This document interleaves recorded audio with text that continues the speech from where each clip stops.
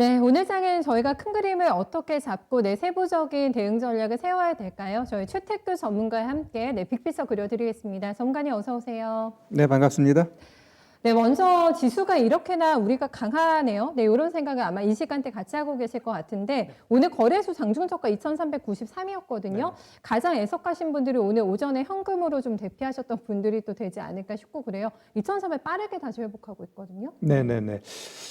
제가 지난주부터 좀 쉬는 것도 전략이다 이렇게 네. 말씀드렸고 현금이라는 종목도 우리가 좀 관심 갖고 매수하자 이렇게 말씀드렸는데 자, 2,400 돌파 이러한 부분은 뭐 충분히 가능합니다. 그러면 이렇게 시장이 강한 부분은 결국 외적인 요인하고 우리 내적인 요인을 좀 살펴보면은 우리가 조금 더 이해가 쉽지 않을까 생각됩니다. 일단 외부적인 요인 보시면 결국 연준이라는 가장 큰 힘이죠. 연준이 시장에 어떤 형태를 보여줬냐.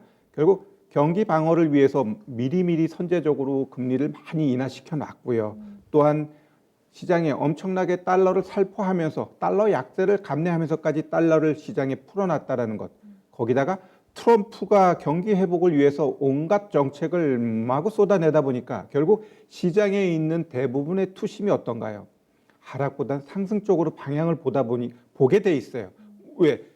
연준하고 트럼프가 막 강력하게 시장을 밀고 가는데 여기다가 하방으로 배팅한다는 건 좀 잘못된 판단이거든요. 그렇기 때문에 결국 시장의 투심이 위쪽으로 잡혀 있기 때문에 이제 올라가고 있는 거고 또한 외적 요인 중에 중요한 건 중국 같은 경우는 시장이 굉장히 빠르게 회복세를 보여주고 있고요. 또한 유가 역시 강한 반등은 아니지만 어느 때 꺼내졌거나 40달러 했다 해서 안정세를 보여준다라는 건 결국 전체적인 경제 흐름에 있어서도 나쁜 요소는 아닙니다. 또한 최근 시장의 흐름을 보시면은 다우하고 S&P가 결국 나스닥보다 더 강하게 올라갔고 나스닥 지금 3거래일 하락했는데 오늘은 1% 이상 강한 하락 보여줬고요. 그 전 같은 경우는 장중에는 1% 이상 하락은 했지만 결국 낙폭을 줄이면서 0.45 요 정도의 하락을 보여줬다가 오늘만 좀 한 0.6% 1% 이상 하락을 보여줬는데 결국 이러한 흐름들이 결국 우리 시장에 어느 정도 버팀목이 되고 있습니다. 그러면 우리 시장 자체만이 갖고 있는 이 내적 요인이 뭐길래 우리 시장이 이렇게 나름대로 강한가? 결국은 네. 저금리 정책입니다. 우리도 역시 이 저금리가 시장의 어떠한 모든 유동성을 흡수하면서 투심이 살아나는 거죠. 그러면 어떤 악재들도 시장에서 다 커버할 수 있어요.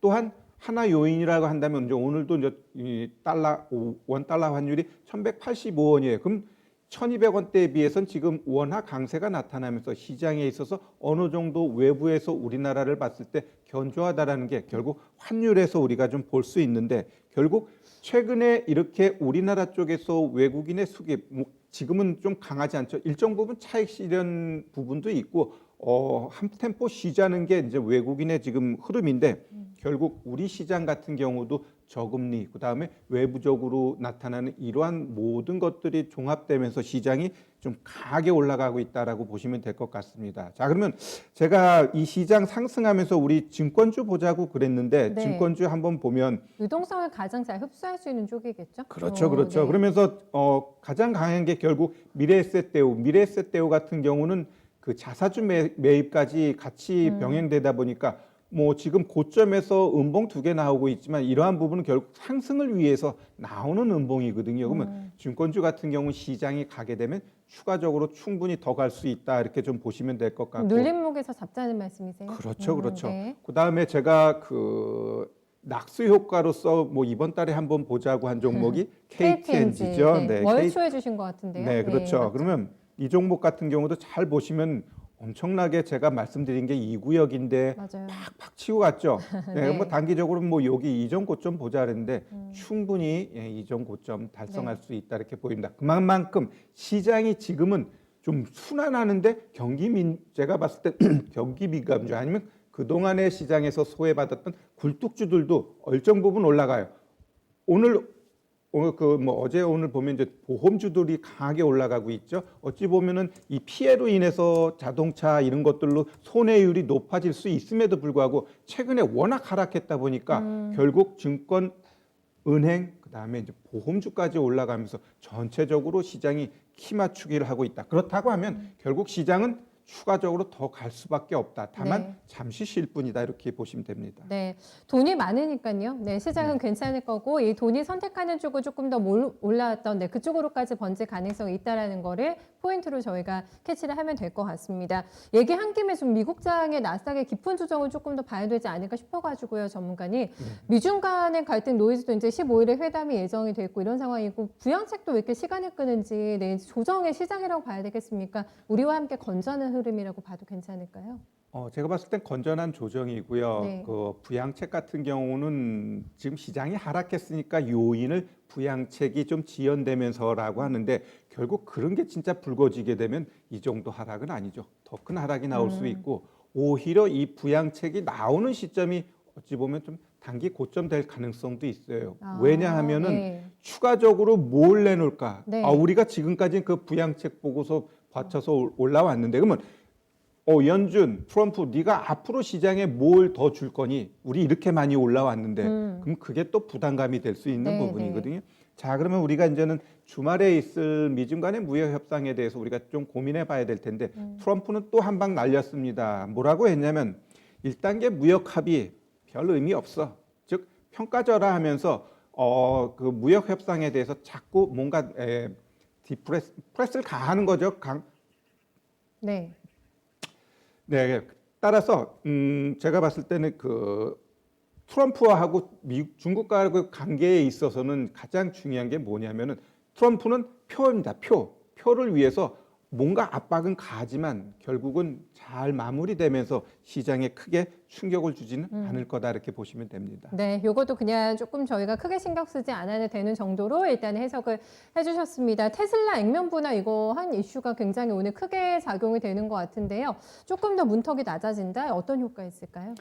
네, 우리 테슬라 같은 경우는 잘 보시면 아시겠지만 우리가 삼성전자를 생각하면 됩니다. 삼성전자가 2018년 4월 달에 액면 분할해 놓고 거의 1년 이상을 하락했어요. 네. 근래 들어서 그 이전 고점을 돌파하는 모양새를 보여줬는데 네. 결국 그러면 왜 이들이 이러한 행태를 보일까? 액면 분할을 한다고 해서 기업의 본질 가치가 늘어나느냐? 아니면 뭐 갑자기 매출이 늘어나느냐? 그것은 아니지만. 아니죠. 예. 결국은 우리 개인 투자자들을 현혹시키는 겁니다. 야, 이만큼 싸니까 페이크예요? 니네들. 그리고 꼭 네.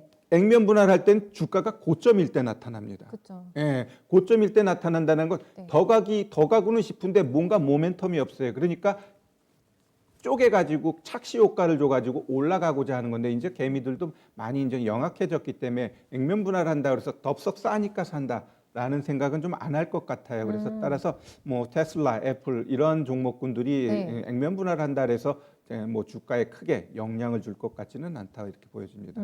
스마트 해줬기 때문이다 이렇게 해주셨는데 나도 테슬라 주주 한번 돼보자 하는 마음에 워낙에 지금 테슬라가 잘 나가고 있으니까요. 저희가 개별의 사례를 조금 본다면 애플 같은 경우에는 삼성전자 예를 들어주셨지만 굉장히 똑똑히 받지 않겠습니까? 애플 같은 경우에는요. 액면 분할 효과를. 네. 제가 봤을 때 지금 전기차 같은 경우는 우리나라도 테슬라 이 고가 자동차에 대해서는 보조금 주는 거에 대해서 지금 좀 주저하고 있잖아요. 아주 고가는 조금 더 줄인다고 네네네네. 하더라고요. 그리고 네. 지금 이제 유럽 같은 경우도 환경 문제가 있어서 전기차는 아직은 좀 이르고 오히려 하이브리드 네. 내연차하고 전기차 합친 그게 더 주력으로 앞으로 좀 나아갈 것 같아요. 완전, 네네. 그렇다면 그러한 부분은 우리가 좀 조심할 필요는 있을 것 같습니다. 알겠습니다. 그렇다면 오늘 장 큰 그림 저희 그려드려 볼까요? 네. 네, 최근에 종목들이 좀 고점 만들었다가 조정 주고 다시 고점 만들면서 이중 천장 패턴을 보여주는 종목이 많은데 이러한 종목들은 좀 우리가 좀 조심할 필요가 있다. 이중 천장 나오면 좀 하락 가능성이 있거든요. 그게 전기차인가요? 또? 뭐 예를 들면 뭐 네네. LG 화학, SDI 뭐 다 네. 그렇게 보시면 될 것 같습니다. 그래서 현금은 여전히 들고 있자라는 관점이세요? 일단 주말 한번 확인하고요. 네. 다음 주에 변동성 안 보이면 그때 지금 만들어 놓은 현금 다음 주에 들어가도 써도 늦지 되니까. 않는다. 네. 저는 시장을 지금 뭐 하락장으로 보는 게 아니고 단순히 이제 조정으로만 보는 거고 네. 앞으로 충분히 2달, 석 달 정도는 상승이 올라갈 수 있다고 보여집니다. 알겠습니다. 이중 천장만 주의하면 될 것 같네요. 네, 말씀 잘 들었습니다. 네, 고맙습니다.